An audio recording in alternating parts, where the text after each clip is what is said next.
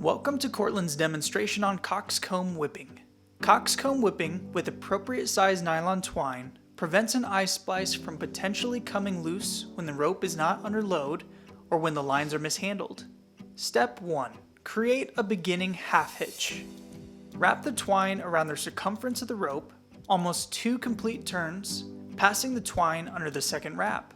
Then pull the loop tight to lock the half hitch in place. Step 2. Lay a loop of twine along the spliced area of the rope. If whipping an eye splice, make sure the loop is facing away from the eye and that the bitter end of the twine extends past the base of the eye. It can help to tape both the end of the loop and the bitter end of the twine. Starting at the base of the eye, feed the twine over the circumference of the rope 1 complete turn and pass the standing end of the twine through the wrap.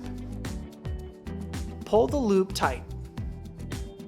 Next, wrap the twine under the circumference of the rope 1 complete turn, then pass the end of the twine through the wrap.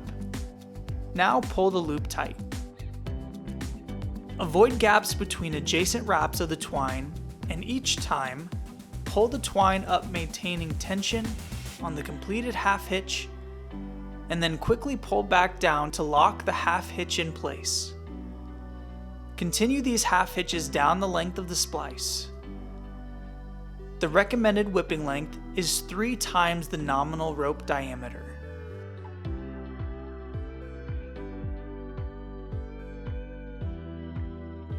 Step 4.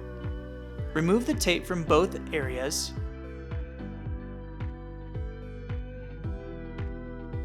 and insert the standing end of the twine through the exposed loop.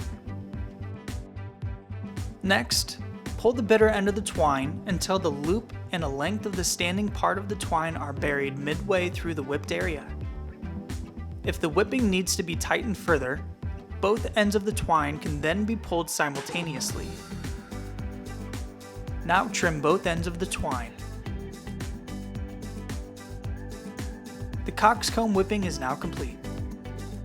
You can find written instructions for Coxcomb whipping on the Cortland website at cortlandcompany.com.